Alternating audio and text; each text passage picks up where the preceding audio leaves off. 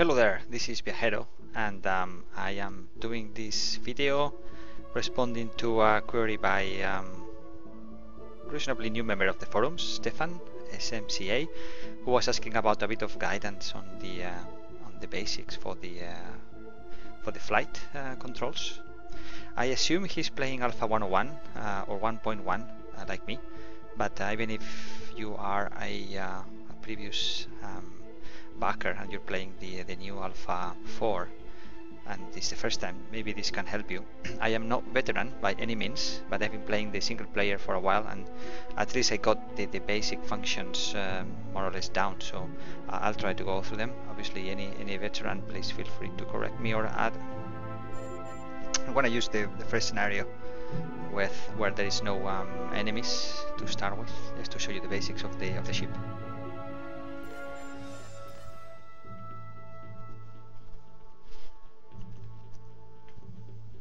I also have a Logitech Extreme Pro 3D joystick, and then I use the keyboard for any other aspects of the functions that I cannot map into my joystick. Okay, so this first mission there is no enemies, and what you need to do is to kill those radioactive pods. There are 6 or 7 of them, so it's basically a shooting exercise. But I mean, if you are new to the simulator and to the Sidewinder, then let's go and I'll explain you a few of the aspects of the cabin. I'm using a track IR, so I can turn my head a little bit right and left, so you can see the different aspects of the ship. So, okay, you were asking about, let's start with the 3D display, which you were asking about in the forum.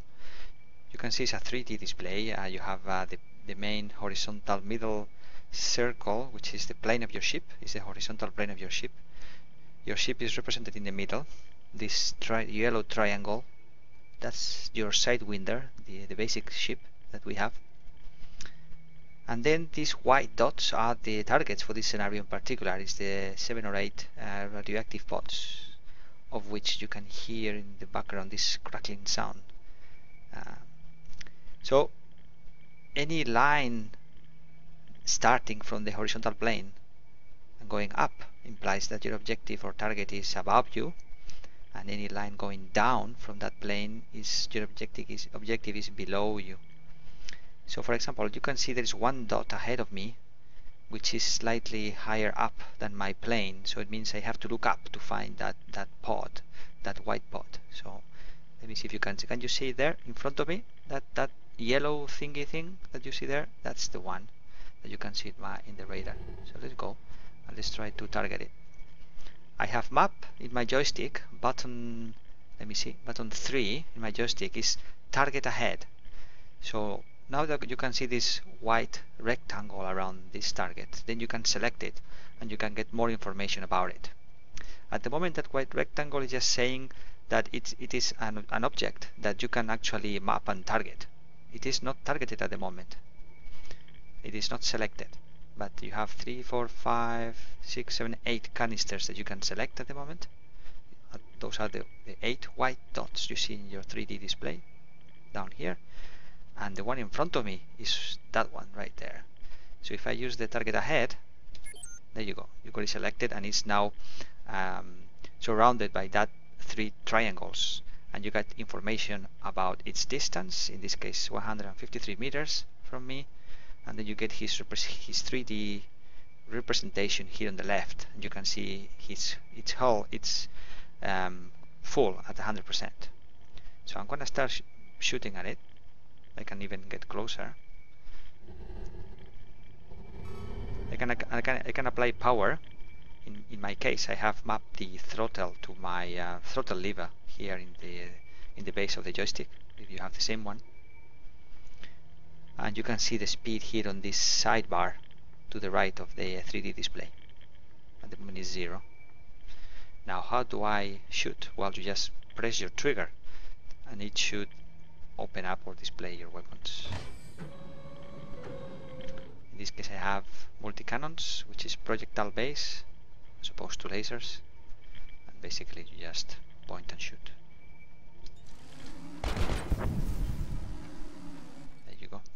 can see my my windshield, my canopy is getting frozen. This is because I'm not moving, I'm not using much energy, not generating much heat, and therefore it's getting humidity inside the cockpit is getting frozen.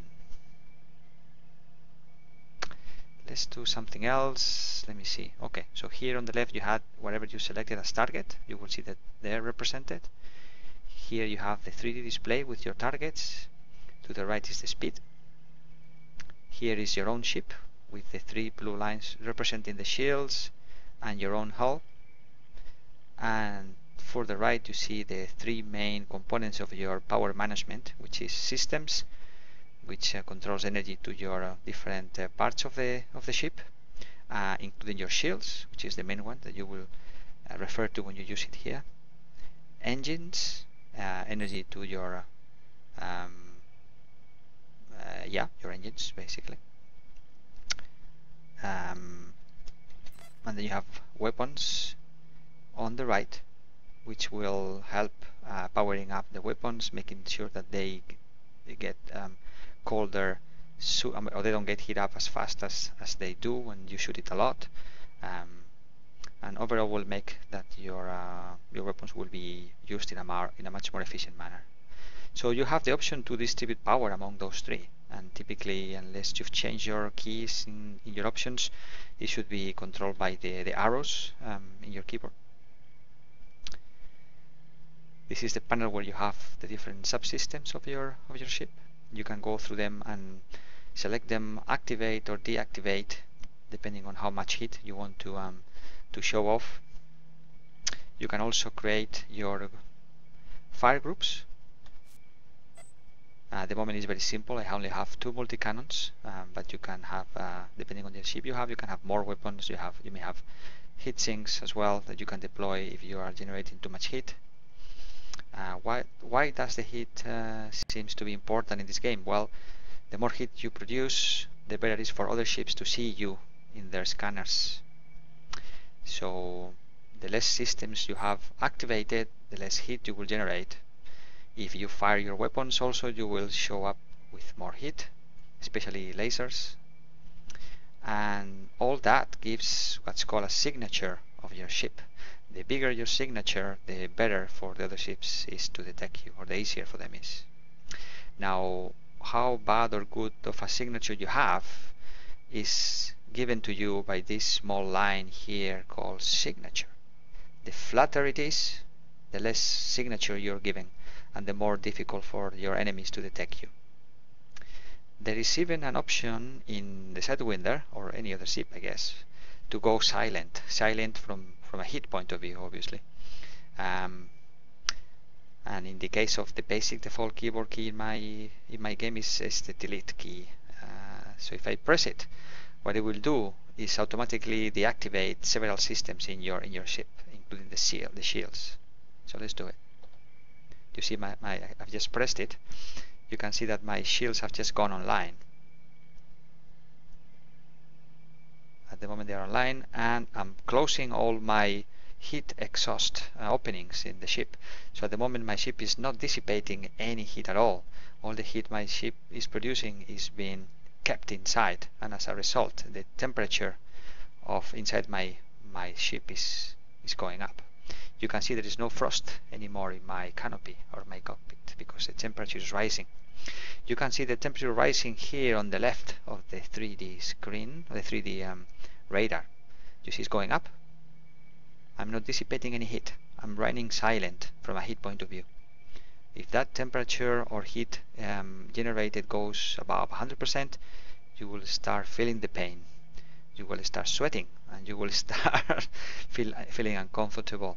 On top of that, the ship will start being damaged. Let's leave it going about 100% and you'll see what I mean. Not sure if I have heat sinks in this scenario actually. I think I don't, so I have to be careful, otherwise my ship will get destroyed. But let's leave it to take some damage so you can see the effect of running silent for too long. 100, there you go. I think the damage starts when you have been over 100 for some time. Don't know exactly how long, but we'll see.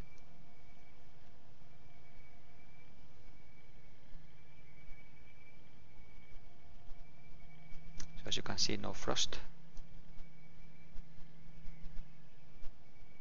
It's getting hot in here.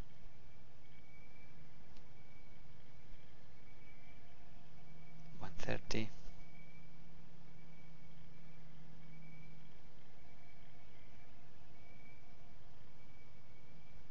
By default, the key to deploy heat sinks is V, but I don't think I have. Well, you see, the heat is already affecting my ship. My hull is going down, 97, 96, 94. Let's see if I have heat sinks. I'm gonna try to deploy one. No, I don't have heat sinks, so I have to go back to normal mode or my ship will get destroyed. Alright, so I've opened my heat openings. Now the ship is dissipating heat to space, and you see the temperature going down, or at least the heat accumulated is going down again. Now my shields are recharging because I have my systems at 2 points of the maximum 4 you can have. So this is normal standard shield recharging time. There you go. Red means that the last layer of my shields is not fully up, but if you leave it at a little bit of time, it will go up, back up. There you go. As you can see, this is your weapons, 2 multi-cannons, one on the right, one on the left, and the ammunition that they have. 147 out of 10,000 projectiles or bullets. So once you get down to 0 in the 147, then you have to reload, and you will have to wait a few seconds until you can shoot again. Okay, I'm not gonna bother too much explaining all these things, but basically you can just go down through these options and you can activate or deactivate. You can also assign a priority for them. I presume this is for them to affect power usage or heat. Haven't had to mess too much with that just yet. And here on the left is your list of contacts. I mean, this is Alpha 101. In the latest alpha version, this is much more detailed, and you have many other options. So at the moment, it's just a list of possible contacts of these canisters. So let's get down to business. I'm gonna select the nearest target. Okay, I have them here, as you can see. Bit of speed. Oh, it looks I cannot shoot. Let's see, is my... Oh, yeah, because I'm still in this panel. There you go. I was still working with this panel, and by pressuring my trigger I wasn't shooting, but just activating the selection here.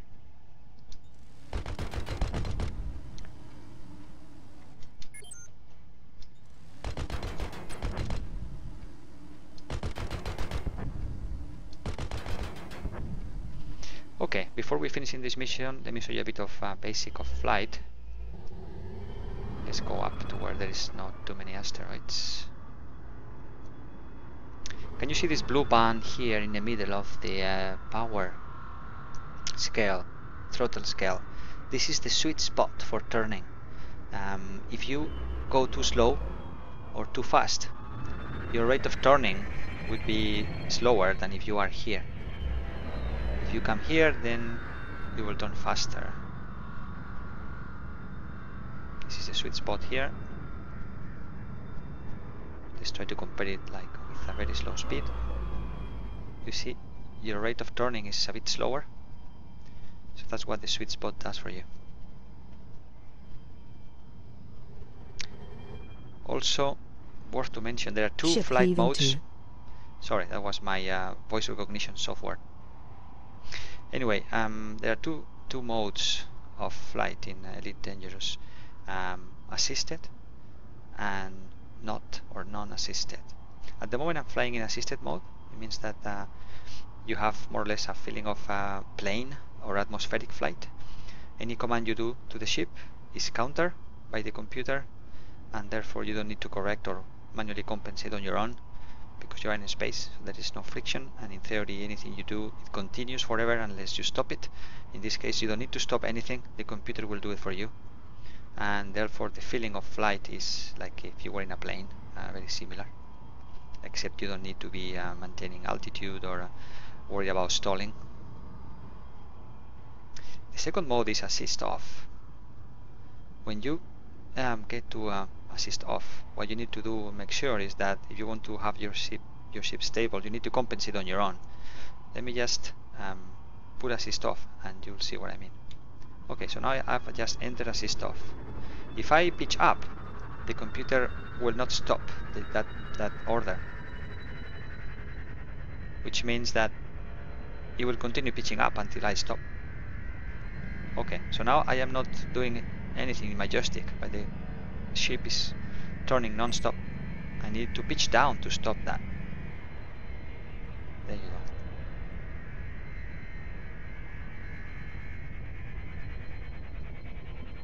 Let me just reduce my speed a little bit. Oh. Because it's not reducing. Yes, because I am in. Let's put assist on again to go down. Alright.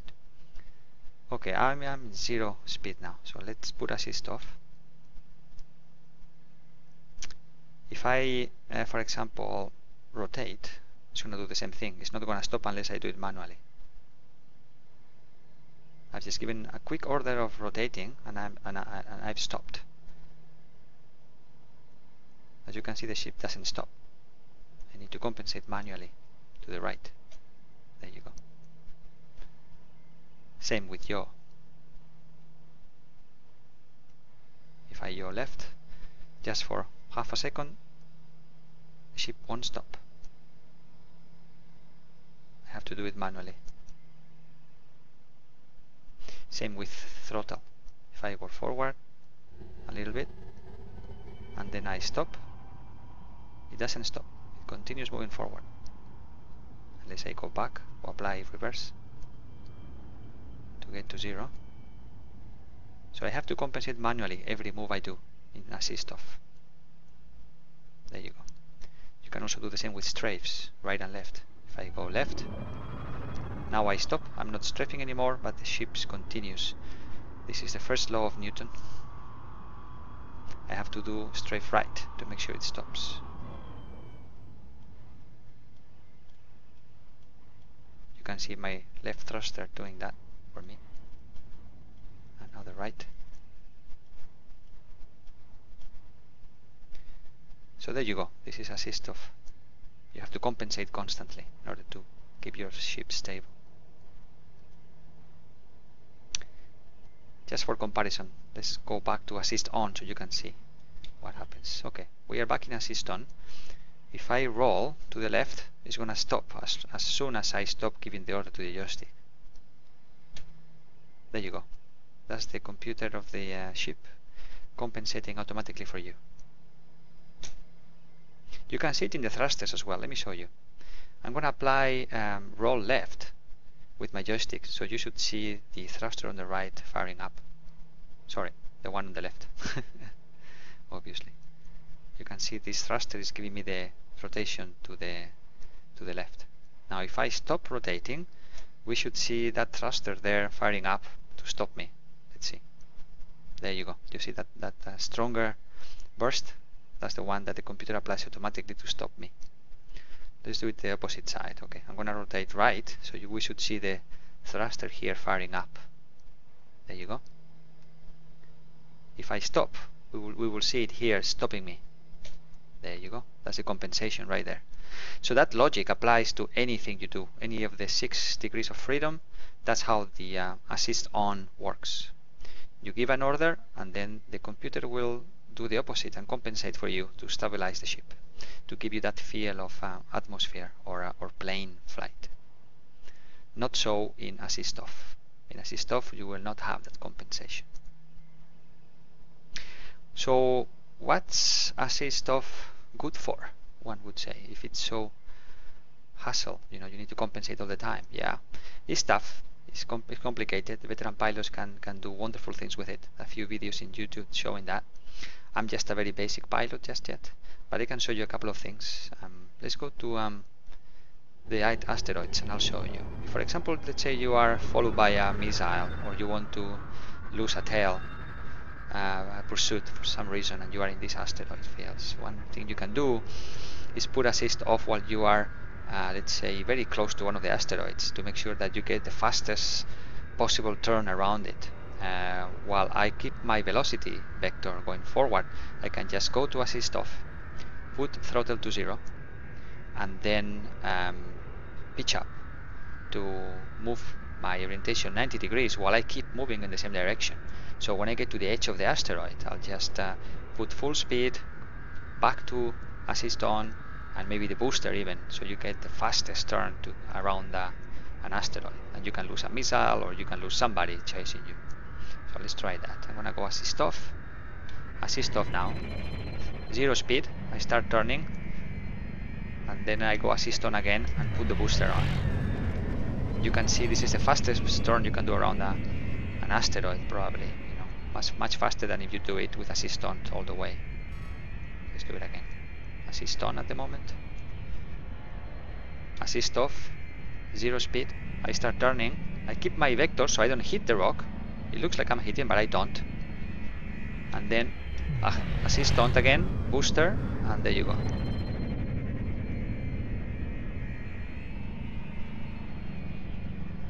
This is very basic maneuver with assist off that you can practice here in this asteroid field a lot. You know, I can spend hours doing this given the time.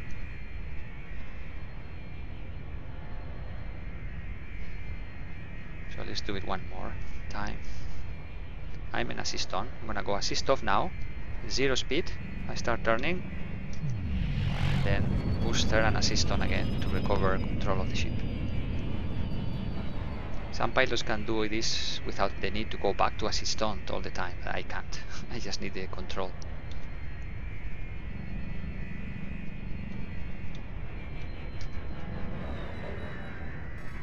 There you go. Let's go all engines. All engines. All power to engines. So I can get boosters. Looks like I'm hitting the rock, but I don't. I'm just flying parallel to it. Because I just went assist off, keeping my velocity parallel to the rock while turning 90 degrees up. And then I go back on and booster to get the fastest turn around the asteroid. So there you go, some basics for you, Stefan. Hopefully that helps. This first mission in the single player, since you don't have enemies, is very easy to practice stuff.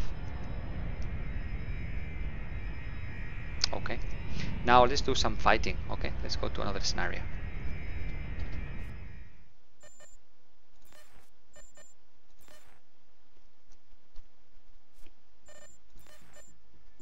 Let's go to the first combat with a ship that actually is trying to hit you. It's this mission here. So take a look at the 3D targeting display in the middle of the ship to see where my enemy is. He's coming right there. So you will see him in my display appearing whenever he jumps out of hyperspace. Can you see it? Well, I'm just gonna go assist off to turn fast and assist on again. You have it now in my screen. To do a fast turn here, what I do is go assist off and then I go assist on to make sure that I am the first to turn around and face my opponent. And I use my track ER to make sure I don't lose it from sight. I even use my booster whenever I think he's going away.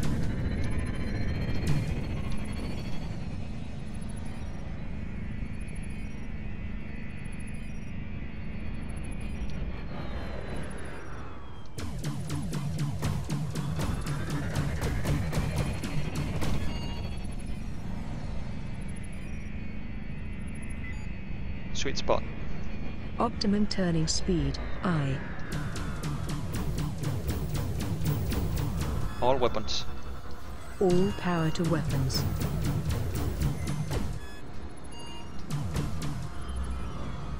Sweet spot. Optimum turning speed, I. I'm using my voice recognition software, so you have an easier way to see what I do, actually, because you listen to what I'm doing.